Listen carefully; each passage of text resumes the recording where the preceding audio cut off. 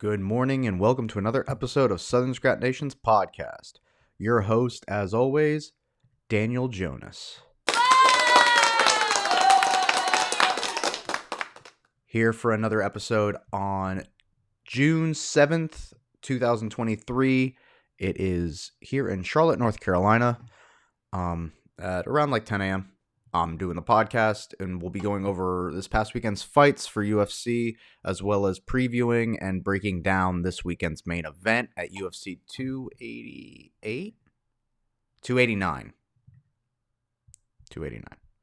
So we'll be breaking down UFC 289, the whole card, prelims, I'll pick a couple, and then main card in its entirety. Obviously, going over the main event, Amanda Nunes defending her title against Irene Aldana in the women's bantamweight division. And then we have a stacked lightweight matchup of Charles Oliveira between Charles Oliveira and Beneil Dariush. Possible number one contender spot if Beneil wins for sure. But then we also have the Dustin and Gaethje fight.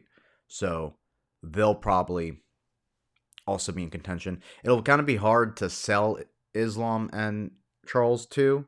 I guess you could. I mean, I would still watch it. But he just fought for the title. Beneil and Islam were set to fight before. So it's a real fight set for, Beneil to win. But we'll get into the details and I'll break down in who I think has a better chance, right? But before we do all that, make sure to check out and subscribe to the YouTube. Drop a like, comment, press the notification bell if you want to. But more subscriptions. Subscribe. I'll drop more videos throughout, like once a week usually.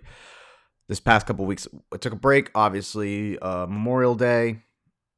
I guess we haven't talked since the Charlotte card. I didn't really break down this past weekend's card or the weekend before because we don't really need them, right? Those cards are it's because the UFC has too many fighters on the roster, in my opinion. Why we get these two, not to say that they're bad cards, but they're very extra.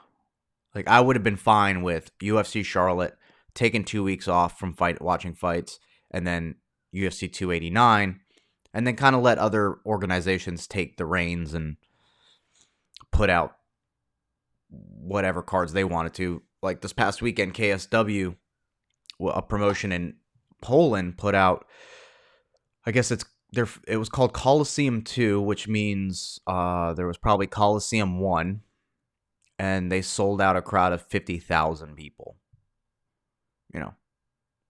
For those fighters up and coming, UFC is not the only option. KSW sold out a crowd of, let me say that again, 50,000 people. I mean, the pictures are bananas. You look at it.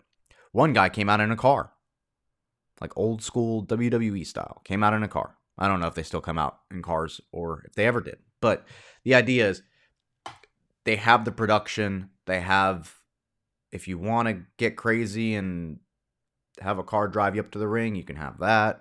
It's almost like boxing in a sense.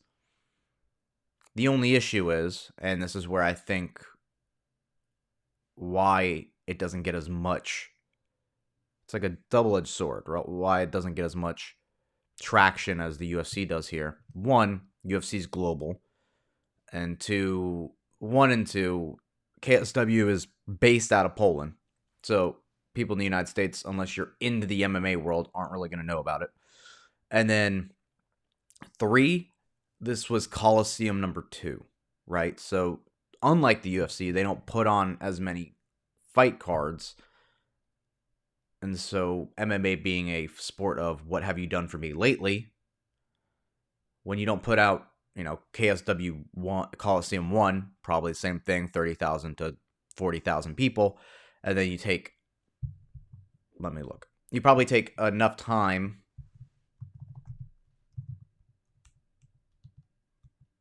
Let's see when the first one was.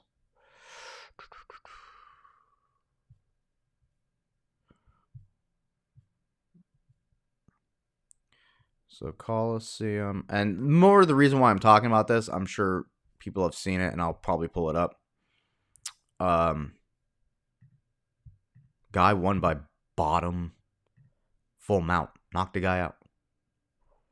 Okay, so I guess it's KSW 30 was KSW 39 2017. So that was the first Coliseum. Attendance 57,000 people.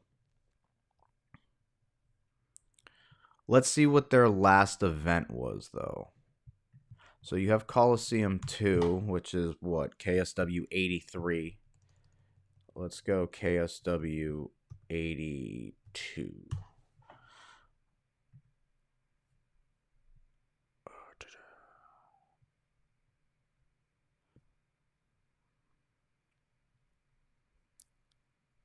It doesn't say location. So this one probably was like online. They even have an attendance. Let's see. Yeah, that was just I don't know if that means they have it in like a This was in an arena. 81 was in an arena. It doesn't give me the attendance though. I don't know why it's not giving me the attendance. Let me see this. KSW 81. Sports Hall. I mean, obviously it's probably not 57,000 people every fight, right? Yeah. It's probably not probably not 57,000 people every time. But like I said, there's more than just UFC as an option for fighters. You have all these other promotions, and sometimes these promotions put on big cards. But a lot of these guys, Georgia, Poland, Brazil, Germany, no Americans on the card. Oh, actually, Kendall Grove, headline one. But he's already a known name. So it's probably not the easiest route to get to. Let's see one of their regular cards, if they even have one American. No, they didn't even have one American on just like a regular card. I don't even think on the last card they did. It's not easy to get in there, but if you can find a way, if you're an American fighter, I'd recommend it. I mean, clearly they're doing something right, and there's a big audience for them there. So don't put all your eggs in one basket, right? You're a prize fighter. Be a prize fighter. Sometimes. Obviously, if you think and you believe in your heart of hearts that you're going to be a UFC champion, please follow that goal. But if you don't and you just want to fight, or if you currently are a professional fighter and you're looking to just continue fighting for money, try to find your way to KSW. It's clearly paying its own bills because if they clear that many in attendance, that means people are paying for things related to it and are willing to probably pay pay-per-view. They probably don't charge as much either. So. All right, enough of this KSW rant. Let's get into some MMA news, weekly news. If anything, let's break down a little bit of what happened this past weekend in the fights. Let us see. Okay. So, this past weekend, we had Kai Kara-France almost said it. Kai Kara-France versus Amir Albazi in a controversial fight as far as who won. Personally, I was watching the fight. It was 1 o'clock in the morning, and it was like the last minute of the fight. Last 5 round, like the last minute of the 5th round. And in my heart of hearts, I was like, I said that twice today already. I thought Kai did enough. I was like, okay, Time to call it a night. I turned off ESPN, went to bed, woke up the next morning. I saw a thumbnail of Kai doing an interview, and I was like, oh, yeah, Kai won the fight. It wasn't until I started reading MMA news that I saw Izzy tweets about the Kai fight, and I look at the tweets and saw that he got robbed, and I was like, wow, that's kind of crazy that they scored it for Amir. Now, I know it's a close fight. This one kind of leans a little bit more towards robbery for me. Because I know there was a moment where Amir had really good control and almost had the rear naked choke. And you can score that round for him. But everything else was looking Kai Kara France. And he's a champ. He took it. We all know who won the fight. And mentally, that's a way to look at it. Personally, that's how I would be. If I just was in a cage with another guy for 30 minutes fighting and we scrapped it out, if there's two people that know the outcome of a fight, it's going to be the two people in the conflict, right? And I'm not saying like looking at it from the outside of, oh, but he was getting hit more. No, I mean based off of just like feel. Like they were both in there. They were the ones engaging in the combat, and the two people are gonna feel. I mean, probably the next day, what like the outcome, or in that moment. You feel like you did more. That's why fighters get upset. They feel like they did more, and sometimes it can be wrong. But more often than not, like in this situation, we know. Like everyone knows. And that's what I'm trying to get to is Kai said, we know who, like we know. There's a little bit of an act that you have to do, that even though you lost a fight, you have to act like you still won the fight. Because you want the judges, up until the moment that they hand in their scorecards, to make it seem like you won. I think they'll probably pull up there'll probably be an article about the scorecards. But I just, my gripe with this, and I'll give you a little bit of the behind the scenes of why this may happen a bit, even at the highest level. I don't understand why judges don't come out and just validate their choice. Right?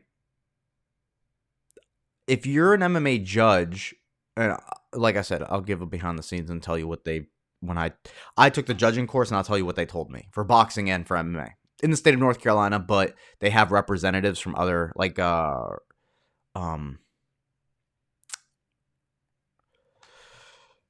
referee Kevin McDonald. He's the one that did the refereeing and judging course for MMA in North Carolina one year when I did it. And he was great. But as far as he went over judging criteria, it was more in the boxing realm.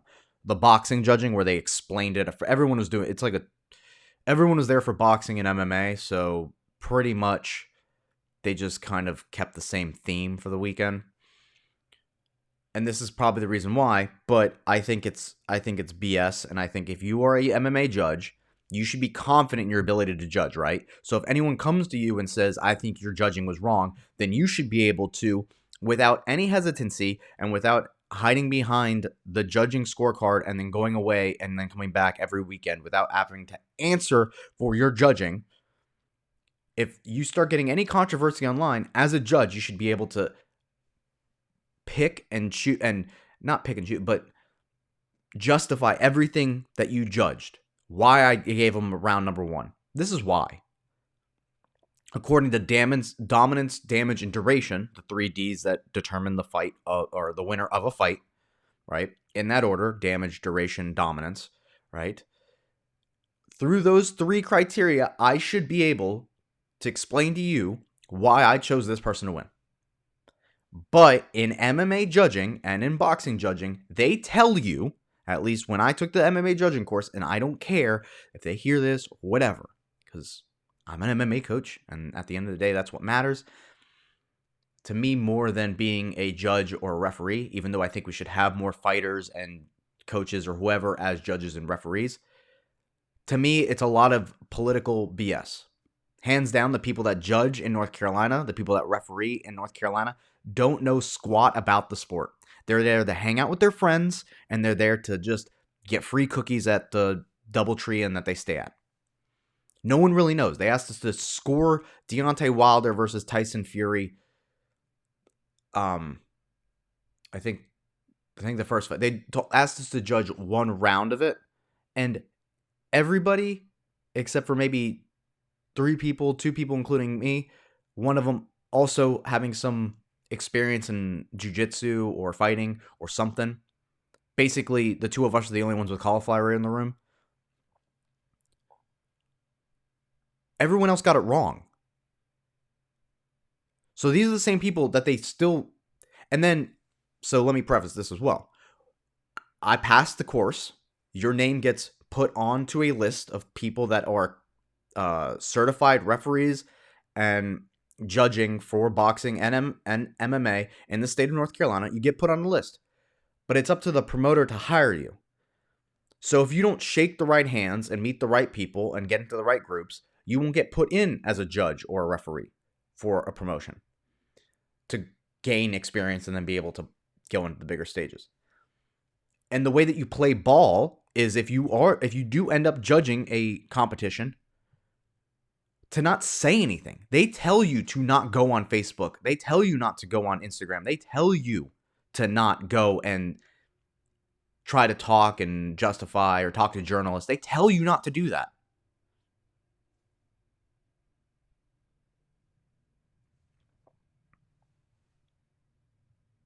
They tell you. It's crazy to me that this sport, there should be no everyone else has the ability to talk and the ability to, articulate why they thought this person won or break things down. Coaching, journalists, fighters themselves, everyone in the space of MMA, even doctors at this point, have an ability to explain why, and even promoters. They have an ability to explain and voice their opinion on why someone wins. But when it comes to refereeing, or even referees too, even referees as well. But when it comes to judging, they're not forced because they can do it. No one's stopping them. All that would stop them is the fear of being blacklisted from being able to join their cool group of people that judge fights. It's ridiculous. It's just like a good boys club. Like whoever is following the rules and doing exactly what the commission wants you to do, you're going to get in there. It's not about your knowledge or experience. It's because these people cannot explain why these people won. They can't. So they'd rather hide behind their scorecards and just go, this is the way, and move on with their day and then go to the next one. And no one is held accountable. And they tell you not to be able to be accountable. They promote not being accountable. So I do agree. These people should be fired.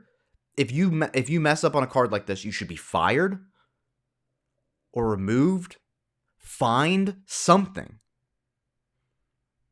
I was watching fight film for Troy. He's got a fight coming up for A1 170 in July. It's dropping down. I was watching film on his opponent, and it was an LFA card, and they had Chris Lieben, I think, judging. I mean, we just got one? Get more of them in there. Frank Trigg is now reffing. Perfect. This is the change that you got to see. And I'm not saying it has to be former professional fighters all the time. Like, same thing with commentary. Like, it doesn't have to be that every time. But at least these are people that are knowledgeable of the sport and actually have a passion for it. Not they go to a weekend every year to renew their license to go hang out with their friends and shake hands with people that they see every so often in order to keep this scheme they got going. All right. So that's the way I look at it. Also, there's a little peek behind the scenes of why judges don't hold themselves accountable. They get told not to. Straight up told not to. It's embarrassing. Like, I want to be, because I'll plan on going back to it to go and renew my license and stuff like that. North Carolina, they had a weird thing, I think, during COVID where they shut the boxing commission down, and they haven't, they like rebuilt it or whatever, reinstated it. Oh, here's another thing. This is exactly. So the year before they shut it down, right? Part of, I go to the thing, I get certified. Even before getting certified, putting in the desire to want to be a part of it, and they send you emails to let you know that the date's coming up, pay your thing. So as soon as it's done, it's done. I'm in the system as referee, judge, whatever. Now, could be because systems get, they turn them off and they move things over to another division or whatever in the government. I don't know. But they reopened it up, so now there's MMA fights back in North Carolina, and 2023 was the start of that again. I get no information. I get no emails. I'm in the system. I'm a ref and judge for boxing and MMA. Was for that year. But as far as like trying to re-up on the cert, they don't give you any information. They didn't let me know that they were doing the courses again. It's a frustrating thing because as a coach, and then being friends with fighters, and then just being around, promotions. At the end of the day, it's frustrating on the point of like, I've seen promoters be friends with people that judge or part of the commission, or promoters that the commission just wants to be friends with. So then they'll give the edge to their fighter. It's a real seedy part of this, right? Everyone sees the UFC, they see the big promotions, but the seediness in all of this is when it comes to like the amateur and the pro level scene before the UFC or before the feeder organizations. So promotions that are like, they get like 3 promotions and then they go bankrupt kind of places. Or the ones that you hear about people fighting in parking lots and all that. Those kinds of places, schools, whatever. Man, if you're not A-side, you better put that other person out. Because otherwise, it's almost as blatant as Muay Thai, where if you're not dominating the fight as the B side, you're gonna lose. And it could be a well of reasons, right? It could be the promoter is also a coach, is also a gym on the card. It could be that the promoter likes that gym more. There's all these like different reasons why a fighter is A side and the other fighter is B side. Maybe they're a local talent and they're trying to like, whatever the case may be. Obviously that happens even at the highest level. But the egregious judging, like the Kai France Amir Abazi, is kind of that. Like they're trying to push Amir so he wins over Kai to push him to the next title. So that way it's not just Kai versus Brandon Moreno 3. So there's a little bit of a production side of it. But the egregiousness at the lower levels is just like, oh, we don't even care because you're an amateur. You don't get even paid for this. So that guy wins. thanks this coach for coming by. It's great to see you. And so it starts at the local level. I mean, it's government. So it starts at the local level. And if the local level is dog water, then the rest of it's going to be. So even when they come to Charlotte, like, thank God, Allah, Buddha, whoever, that it ended. Like, most of those fights ended in like the first, second round. Like, they were knockouts, finishes, whatever. Because the one fights that they got as far as decisions were bad. I mean, you had points deducted. It was a mess. So people didn't really get to see North Carolina's judging on that night. But there are certain states, Texas, that when fighters go, it's like, oh man, I have to knock my opponent out or choke them out, because the judging here, I know, they're the same kind of people. They don't want to learn. They want to hide behind the anonymity of a scorecard, and then they know that they don't have to justify why they chose, so they're just there for front row seats to a fight. Judging needs to change. Judging needs to change. But we all know this. We all know this, right? So let's get into some news real quick. That's my little rant for the day. MMA judging. I might clip that and do a little breakdown of it. Whoa, those are prosthetic arms now? Holy shit. Dude, that looks like a hand. And then those fingertips. I'm sure those fingertips are like not, maybe they have, there's no way they like have them hooked up to nerves. Fingertips must be something. Maybe it's just like the gripping of the fingertips, so when you grab stuff, it gives you, that's cool. Yeah, man, how technology is changing the future of prosthetics. Changing the future of prosthetics. Soon enough, there won't even be those. It'll just be like, here's your new arm. They'll do like I forget what it's from, but you'll like stab yourself with something and then your arm will grow back. It's like stem cells at the highest level. Oh, okay. Oh, okay, MMA junkie. I like this. UFC veterans in MMA action. Diego Brandao.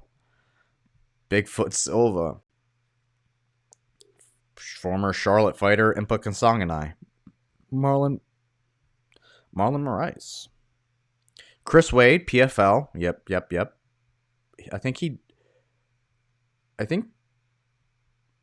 Yeah, I mean,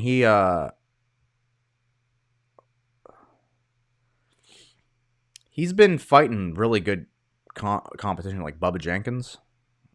He's been having good fights in PFL. I don't know who this is. Dan Spone? Unanimous decision of Daquan Townsend, Ohio Combat. Okay. Unanimous loss to Pat Walsh at the Ultimate Fighter season. Maybe he was an Ultimate Fighter person. Sung Bin Jo. See, I know they fought in the UFC, so they're considered UFC veteran. But he had one fight in the UFC. Not really a veteran, you know? Especially when you have like Bigfoot Silva, Diego Brandao up there. But these guys didn't like lose bad. Unanimous decision loss to Daniel Tamer. Like, it wasn't like a knockout.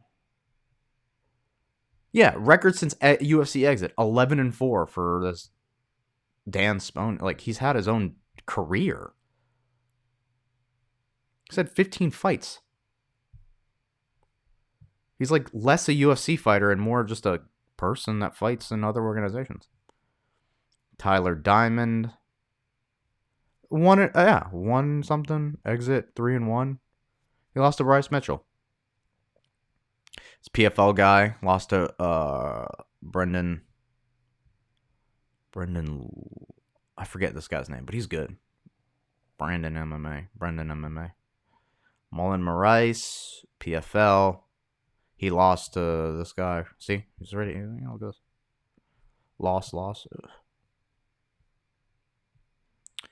Jesus Pinedo. This guy. Oh, this guy's. he's, he's a former UFC fighter. Okay. Well, this guy's just. This Brandon Lohan guy is just taking UFC. Just beating all the former UFC fighters. Oh, he was a UFC fighter too. Back in 2012. Yeah, his record since exiting the UFC is 21-3. This guy's not even a UFC fighter. He had one fight in the UFC. He had one fight in 31 fights. He had one. So 30 of his fights weren't even in the UFC. And he's a former UFC fighter. Yeah, I guess. Maybe. He makes way more money in the PFL. This guy's made millions of dollars in the PFL. Oh my god. This guy's a PFL fighter. This makes a little bit more sense. He's 2-2 in the UFC. That's 4 fights in the UFC vet. Andrew Sanchez, UFC vet, 5-5. Former dorm mate of mine in TriStar for a little bit when I was there. Nice guy. Bruno Santa. Okay, 3 fights. Cody Pfister. What a great name. 1-3. Yeah, I guess. 4-3 as well. Diego Brandao. 10 fights in the UFC. Oof. That is not a... Oof. That's a bummer record right there. 27-20. Oof. 7-9. Oh, he got a TKO win his last fight. Bummer record. Yeah, he's not. Yeah, look at this. This is bad. 0-4 in MMA, 0-1 in kickboxing, 0-1 in boxing, and 0-1 in bare knuckle boxing. He's not won a fight in a while. Well, that was a cool little rundown memory lane. Thanks, MMA Junkie. Oh, here are the scorecards. Let's look at it. So, I think it was round 3. You definitely could score for... Round 3, I think, is where Amir had the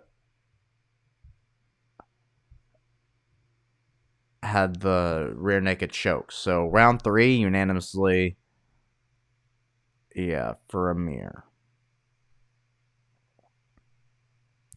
So, Mike Bell is probably the only person that had it right. 10, yeah, and then 10. This is what I would think. This is what I was thinking the fight was. 10, 9, 9, 10, 10. Whatever. I thought I was going to wake up the next morning to all this. But Chris Lee, notoriously, the biggest issue I have is this one. You scored a round clearly for Kai as not as for Amir. And then Sal, I mean, come on, man. I can understand it being kind of close, but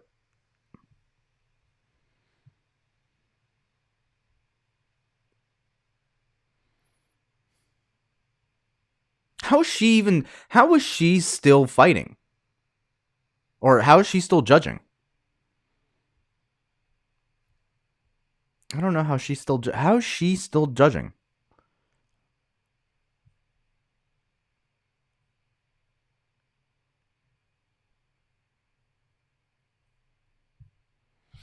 That's crazy to me. I mean, she got in trouble. She got in big trouble, and she's still judging. And what's frustrating is, like, Dana White has no control over it. He's got no control. He can. I think he can request, but he can't choose who judges. You have to go with what the commission says. It's bananas to me. All right, let me see if I can find that knockout from...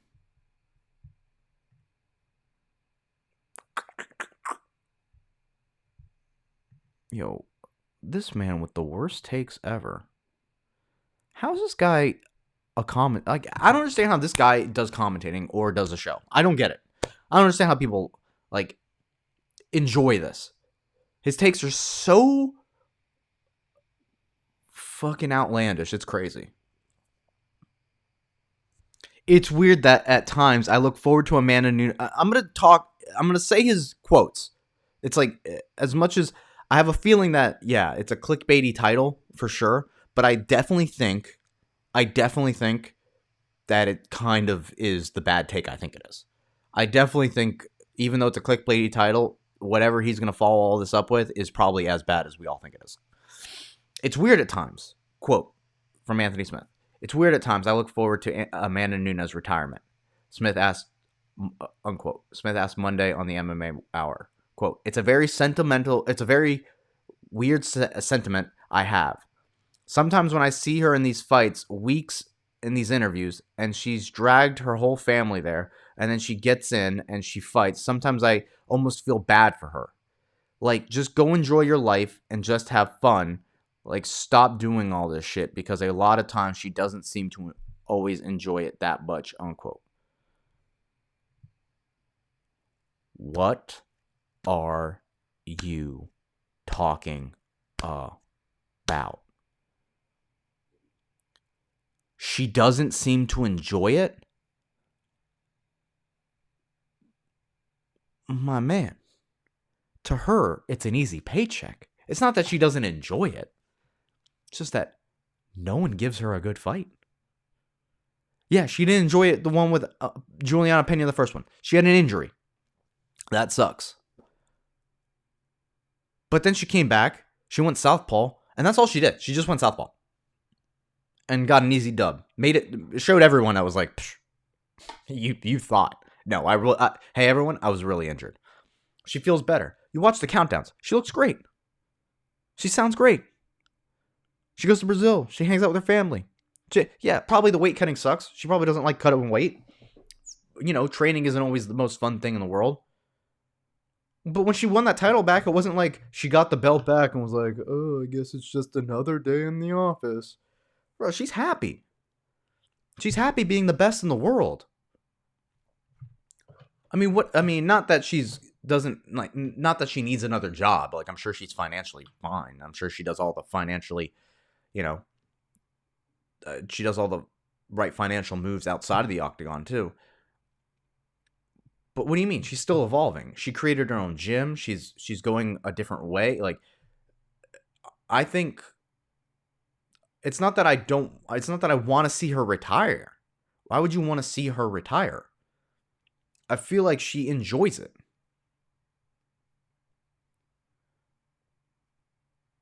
Yeah.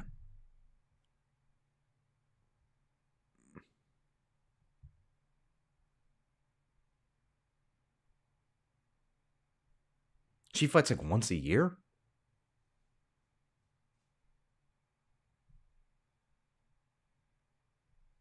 I mean, this is just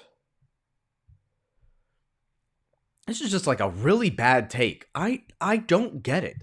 I don't understand how someone can have a breakdown show or whatever, an MMA show with Michael Bisping, and constantly put out bad takes and never get better.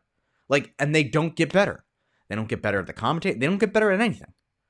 They just constantly put out shitty takes. And then when they explain it, it's like, it ends up being for a selfish reason. I want to see her be happy.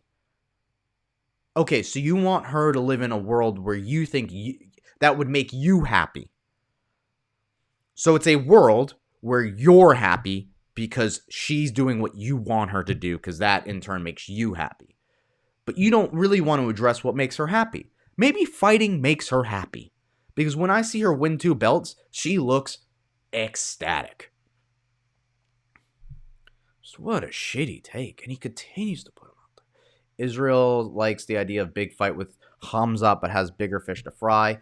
Obviously, he wants a big fight with Hamzat because Hamzat's got a good following. However, hasn't fought anyone at 185, so can't even... Dude, I think the fight for him is hoping that Dricus du Plessis beats Robert Whitaker, which I hope Rob out techniques Dricus easy. But if he doesn't, just like that great meme I saw, shitty fighter on crazy win streak, and it shows Dricus, and then technically really good fighter on a losing streak, Petr Yan. Like it's that. That's what I hope doesn't happen, is that Rob loses the fight, even though this guy's technique is but it's like, yeah, I'd love to see the the Hamzat fight. But the problem is like, that's not how you're gonna beat it, Izzy. You need someone kind of like a Dricus du Plessis who's gonna strike with him and try to catch him. But you don't want someone who's just gonna shoot takedowns, because that's, I mean, of course you are. But that's what Izzy's like. His whole getting into the UFC was just like takedown defense, takedown defense, takedown defense, takedown defense. Even to this day, it's takedown defense, takedown defense. You know. All right, we can talk a little bit about Tough, and then I'm going to get into breaking down these fights. Tough's been fun.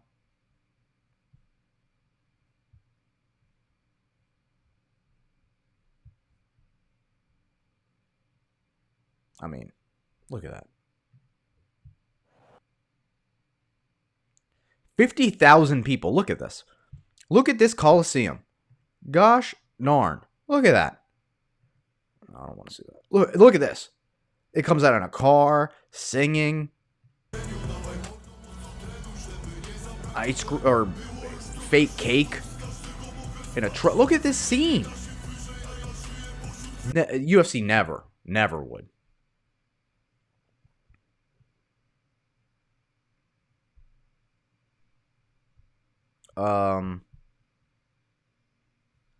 So things about Tough. My breakdowns of Tough that I'll say. So Tough is a perfect example of like production in the UFC and why you can't let people bully you, or why it's not good to not care when you do things like this. Michael Chandler is being set up constantly on the show. Obviously, Conor McGregor is the UFC. He has ownership in it. Michael Chandler details when they were in that little scene where Conor's like, "You'll do what you're told." Like that moment. He was talking about how the production team said, "Just go into that gym. We'll get started in a second." And he goes, "Okay." So he walks in the gym. No one's there. 10 minutes later, Conor shows up. And then for 30 minutes, they have to sit there and wait for the production team. If you're Michael Chandler, you tell them, "No, I'm not going to go in there until Conor's here, or 2, until we start. Why am I just going to stand around there? I'm just going to hang out here." Or until they're like rushing you in there. Don't just go do what they say. And then 2, Conor walks in a suit and comes in a Ferrari. You know he's coming in a suit, right? You know he's going to show up with a suit. So why do you show up like a bum? Dress up. You're a coach. Dress like a coach. Even if Conor doesn't come in a suit, dress up. Don't let Conor dictate this thing, so that way it all ends to that soundbite of him saying, "You'll do what you're told." It's better to just, in those situations, it's better to ask for forgiveness rather than for permission. I'm going to hang out here. You guys let me know until when you guys want this. You guys let me know when Conor's here and when I can get this started. If anything, I'm going to make Conor wait. And then when I go out there, in the suit and stuff like that, then you're ready. But man, these are the little things. If you're a fighter coming up, you got to watch this. You have to watch the details of how they try to move and make situations happen.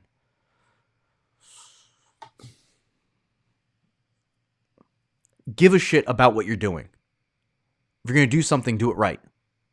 Don't go out there with with sweats on. You're about to be you're on TV with Conor McGregor. People are going to watch it. Give a shit. Dress up. Care. I know his fighters are doing well. They're 2-0. As far as coaching, that's what I'm saying. It's like coaching's fine. I'm not talking about the coaching. Doing great coaching-wise. I'm sure he's a great coach.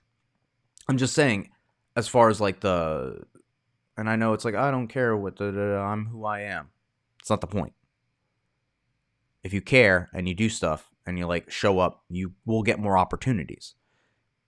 If you don't let Conor McGregor dictate everything, sponsors are going to come to you. You're going to make more money. It's just like, be smart. Obviously, Beneil Dariush and Kron Gracie grappled in 2012, but who cares? Let them fight.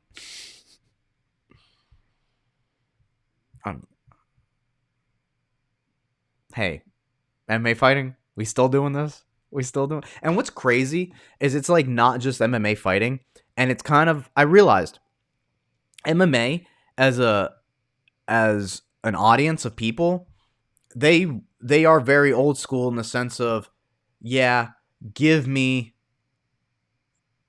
girls in tight clothing and let's like all at them, and it's not just like let's focus on the sport. It's like sport and let's acknowledge them for being hot chicks. It's like, let's not in a way of like, let's not acknowledge hot chicks. Like, for sure acknowledge ring girls and girls that are being hot and stuff like that. But when we're doing MMA journalism, it's like, I want journalism. I'm also not trying to get, make its own page of like hot girls from MMA this week. Do an own page of that. But when I'm trying to get morning report or just like a breakdown of something, and it's also like, hot chicks. It's like, no, just separate it, my man. Just separate it. Hot chicks, one spot. Thing, other spot, It's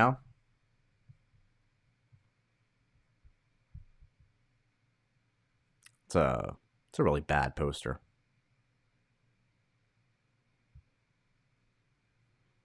It's a really bad poster.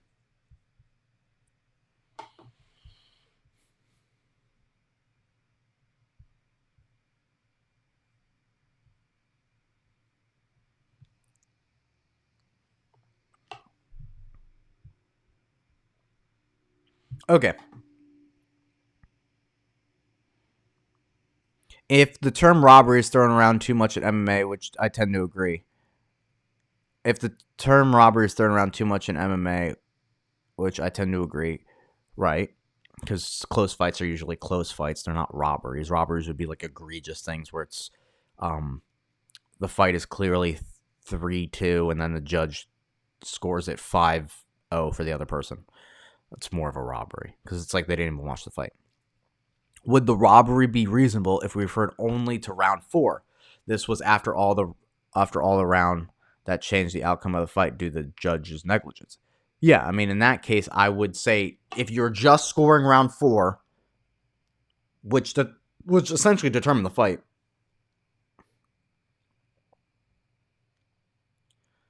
Yeah.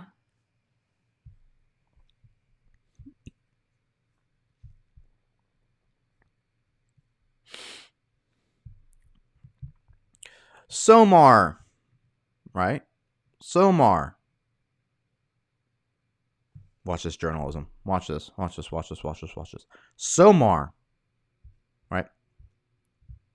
Obligatory poster signing video. Okay, it's your own caption. No. Female posters. Okay.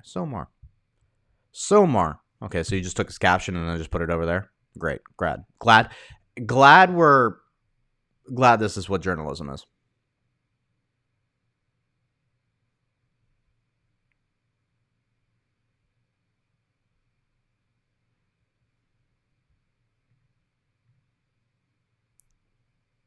What? Casuals.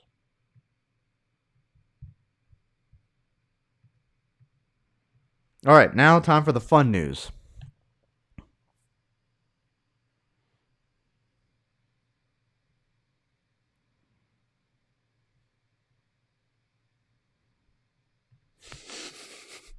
Hell yeah, I'll fuck every one of them.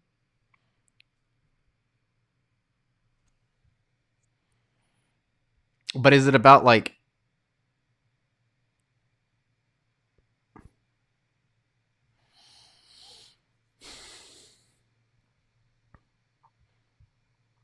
But is it about like the slap fighting? Because slap fighting is dog shit. What a bad product, and it like doesn't hold up. Like as far as um,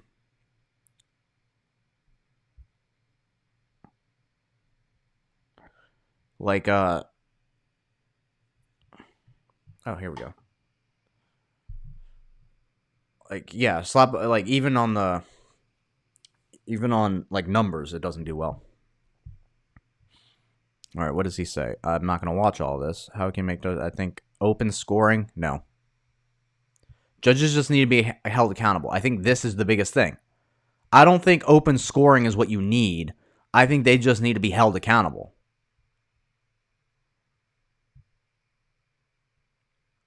No, I don't think open scoring, because open scoring is, I mean, we still do that. We do that to this day. We voice our opinions on Twitter all the time. So it's not like they don't see it, right? It's not like the judges don't see it at every one season. Then it's like, yeah, they should be held accountable, and open scoring is going to hold them accountable.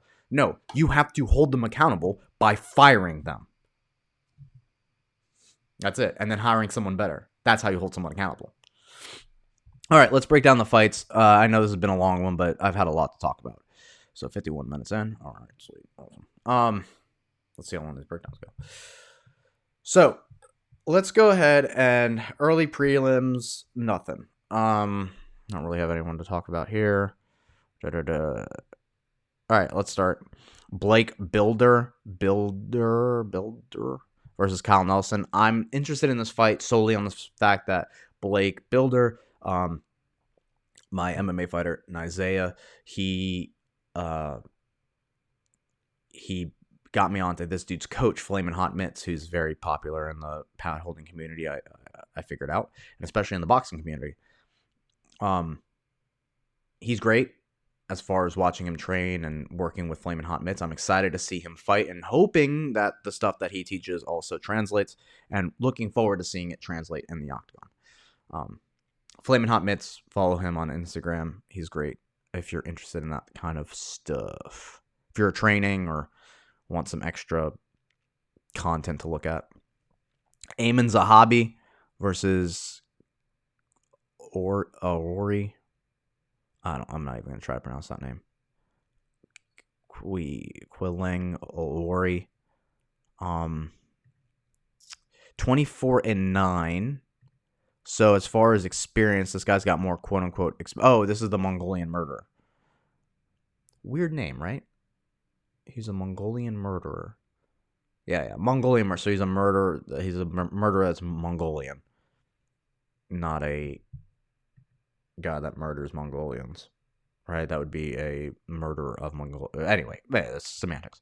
Versus Ayman Zahabi, brother of MMA coach, one of the greatest MMA coaches, Faraz Zahabi. Very, very crafty fighter, just like Faraz is a very crafty coach. This is a very interesting fight in the sense of 35-year-old versus 29-year-old in his prime. Plus, he's got a lot of experience, but he doesn't have the same experience Ayman has. And Ayman's kind of been on a resurgence as far as decision over Ricky KO. And he fights about once a year. I would like to know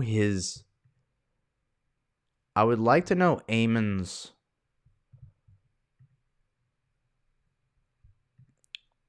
contract for the UFC. If he only fights once a year and he's fighting a bantamweight.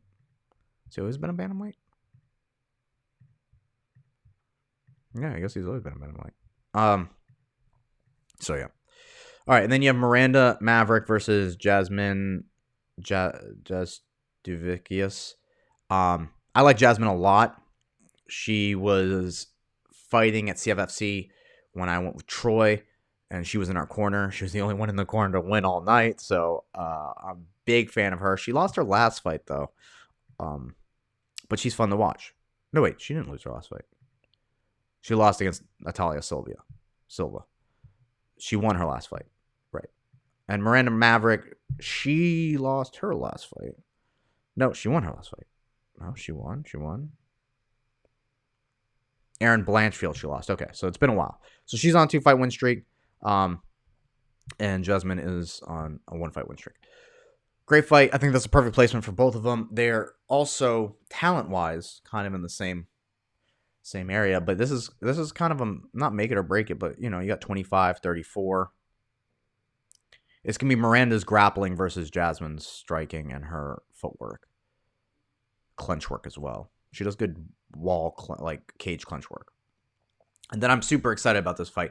Nasruddin Imama versus Chris Curtis. Man, you lose to Sean Strickland, you got your next fight immediately. Chris Curtis. He's there to fight the last guy that Sean fought. So Nasruddin, hopefully he, learns from his last mistakes and actually throws this time and plays to a game plan.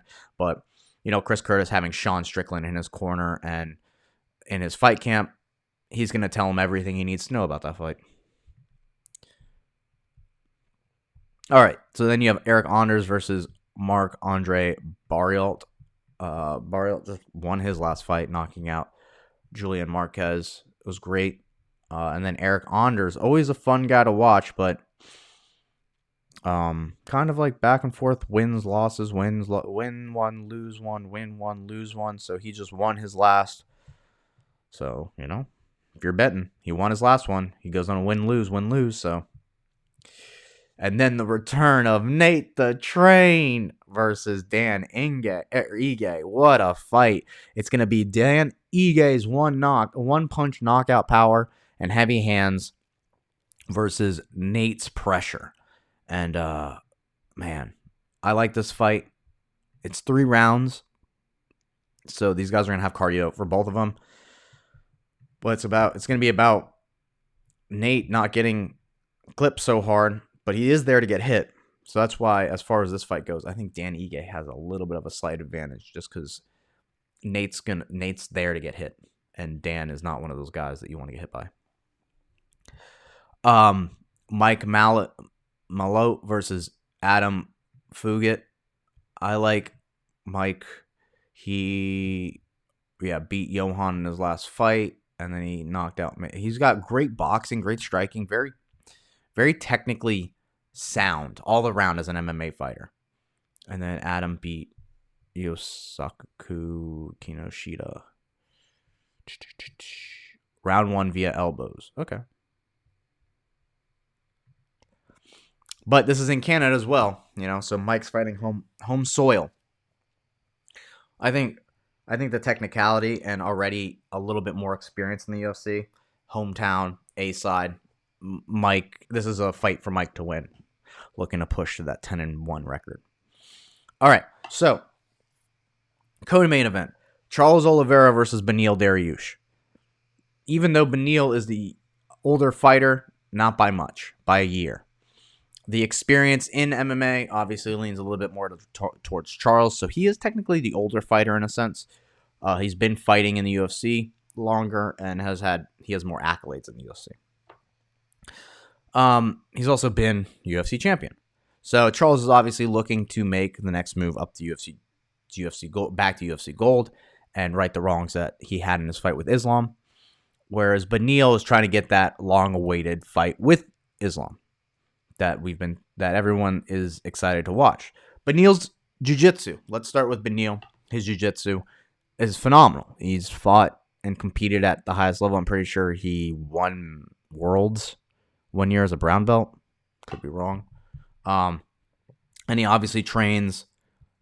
He obviously trains.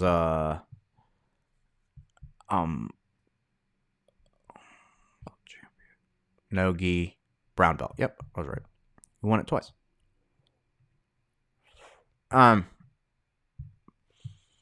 He obviously trains striking with Rafael Cordeiro, King's MMA. So his striking is great. He's a southpaw, likes to throw overhand left, fake it to shoot for a takedown, yada yada, top control. He and Charles both had similar performances against Tony Ferguson. And their style is very similar. Obviously, Beneil Beneil is a southpaw, but his striking isn't as crisp as Charles. So the way I'm breaking this fight down, and when I look at him, Beneil obviously has that grit and toughness that gets him through in those Drakkar close situations, right? He gets hurt, he fires back immediately, and then he can knock him out. I think, though, where he's going to have a lot of trouble with Charles and why this fight is a little bit harder for him is because unlike Islam, who's looking to shoot and gain top control and hold you down and then submit you or finish you through ground and pound. So it's a lot of like shooting. Charles doesn't really shoot. He'll go body lock, take you down that way against the cage. And then if you take him down, now you're playing jiu-jitsu. Beneil can shoot on him and try to hold position, but you're just giving Charles a chance to submit you. And it's not like Beneil's jiu-jitsu is bad. But even being a world champion jiu-jitsu practitioner, Charles has different level MMA jiu-jitsu. Specifically for jiu-jitsu, Charles is very, very good. His cage work and all that with his jiu-jitsu, it amplifies his jiu-jitsu. So where I think Charles is going to beat Beneil is in the striking exchanges. When they crash and then Charles likes to throw a left hook to clench and throw an uppercut, I think those are those moments, right? The inside boxing and the elbows and the teeps and all these things. Beneil's X factor is he's awkward. He's an awkward fighter. Being an awkward fighter does help. But he throws wide. And if you watch his film, he's got patterns. So Charles' easiest path to victory, and it also being a 3-round fight, is, teeps, jumping switch kick, like very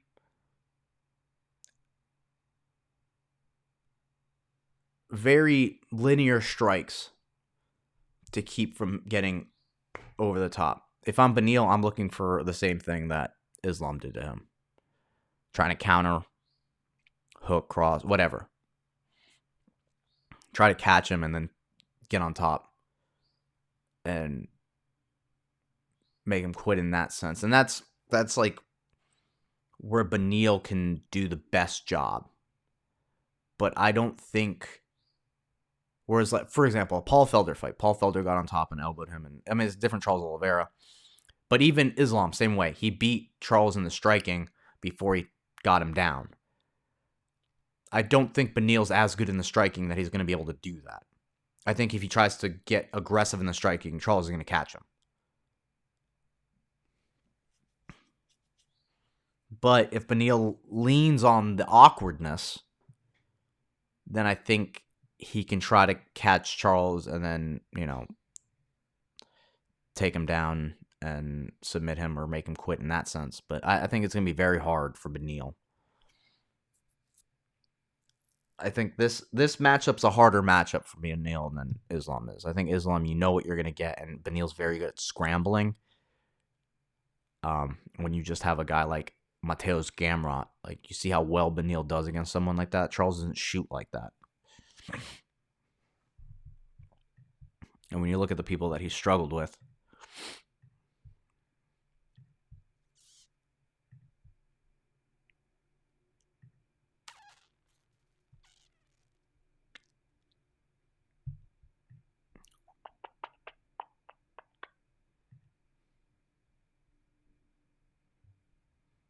I mean, they're all like... These are all great wins that he has, but none of these guys fight like Charles.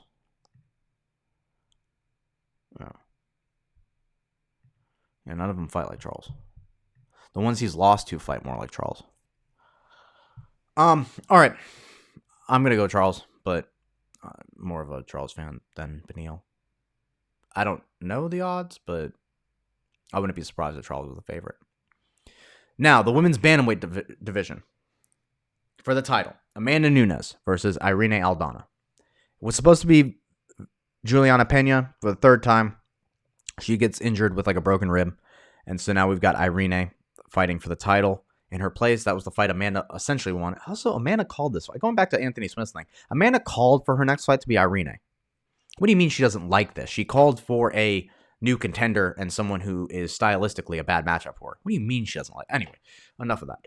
So going back to the fight, stylistically on paper, this is kind of a bad matchup for Amanda. You know, you have a girl who's got very good boxing, forward pressure, and when you look at Amanda's last loss to Juliana, despite the fact that her, she had an injury or whatever the case may be, she was beat by forward pressure and boxing, a girl that didn't let you breathe and just kept touching, and it put her on the back foot and made her very uncomfortable.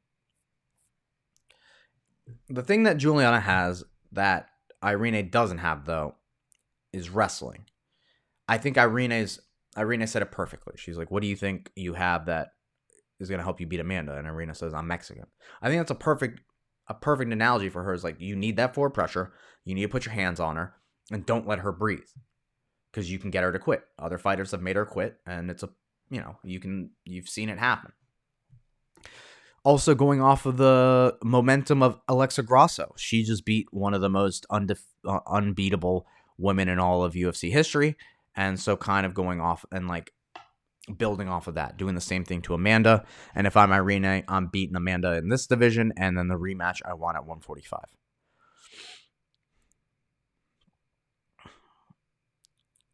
However, the things that make me not want to lean towards Irene, even though stylistically I think she is a bad matchup, I think the things that push me more towards Amanda winning this fight, one, I'm from Salvador, so I'm biased. I'm from Bahia. I'm from where Amanda's from. I'm biased. But also, tools. The number of tools that Amanda has. She's got kicking. Irene throws 0 kicks. 0. She throws 0 kicks. Amanda throws kicks. She switches stances with her kicks. And if any fight showed me what the game plan is for this, if Irene starts crashing forward a little bit too hard, she'll take her down. I think Amanda will take her down. If Macy Chasson took her down, if Holly Holm took her down, Amanda's going to take her down. And I think that's what the game plan is. Not saying Irene doesn't have good jiu-jitsu or whatever. I just think Amanda's far superior on the ground. And she has shown that when a striker is out of her realm, she is willing to use MMA. So I think she's got, heavy hands. It'll make Irene, think. But anytime that there's a little bit of aggression going forward, I think she's going to take Irene down with different forms of takedowns, from knee picks to body locks to different things. So that way she can't just time double legs. I think Amanda wins this fight. I don't think it's an easy fight for Amanda, but I think it's either a fight of Amanda with dominance in a certain realm outside of, striking, like where she takes her down and she uses top control as dominance, or she submits her. The only way I see Irene winning is a situation with like the Juliana Pena, where she just starts hitting her and then Amanda breaks and then she can't wrestle or whatever, or she stuffs her takedowns all of a sudden. Irene Aldana's like stuffing takedowns. But when you look at the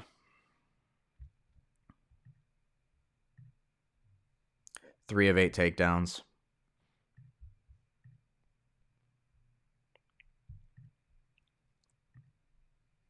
5 of 14 takedowns, you can take her down. And I think Amanda is going to have a good chance of it. 1 of 6 takedowns.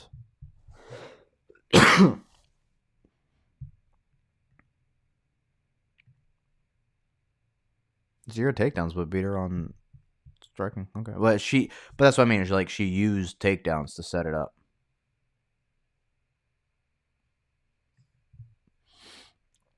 But those are my picks for. She's also 35, so it's like as age goes, she's not that much older than, or not that much younger. They're the same age. So my picks, as far as what I think: Amanda, Charles, Mike, Dan Ige, and Marc-Andre Barriault. Oh, so I'm not even going to leave from this side of the list. All A side, if you ask me. This card. All right, those are my picks. I hope you guys enjoyed. I would show you the website, but right now, it's actually going to go live today, but we're going to have a whole new website, so please go check that out. If you're in Charlotte, remember, come check out Southern Scrap Nation. Our team's building. We've got a couple fighters. They're fighting in August now. 3 of them. And then we have Troy professionally fighting in July, end of July, for A1. Guys, enjoy. Southern Scrap Nation. Remember, like, subscribe. Please give a comment, review, whatnot. Hope you enjoyed today's episode. And until next time, next week, I've been your host, as always, Daniel Jonas. Peace.